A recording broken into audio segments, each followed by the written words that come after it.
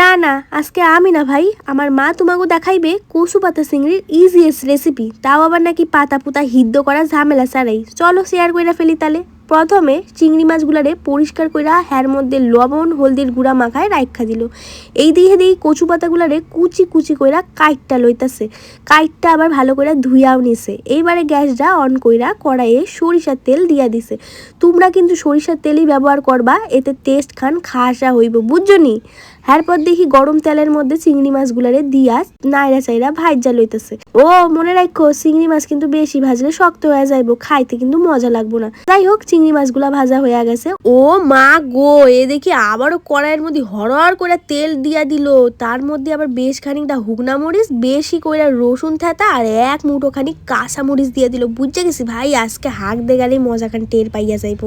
যাই বলো, কচু মসুতে কিন্তু জাল তেল নুনটা একটু চড়াই দেওয়া লাগে, তবে কিন্তু সোয়াদ বাড়ে। ও হ্যাঁ, আর দিছিল কালো জিরা। তারপর ওই কুচি করে রাখা কচু পাতাগুলা দিয়ে একটু নাইরা সাইরা ঢাকা চাপা দিয়ে রাখলো। বেডি আবার কয় কি, হ্যার মধ্যে নাকি মশলা বাটা দেওয়া লাগবো, তাই জন্যই কালো সরিষা সাদা সরিষা ব্যালেন্ডারে দিয়ে বাইটটা দিলাম। তারপর ঢাকনা খুললা একটু নাড়াই চাড়ায় ভাজা চিংড়ি মাছগুলা দিয়া খুন্তি দিয়া ভালো করে ঘুইটটা মুইটটা নাড়ায় নাড়ায় জলটা শুকাই নিল। তারপর সেই সরিষা বাটাটা দিয়া আবারও দেখি বেডি নাড়াইতে নাড়াইতে ভর্তা কইরা হালাইছে।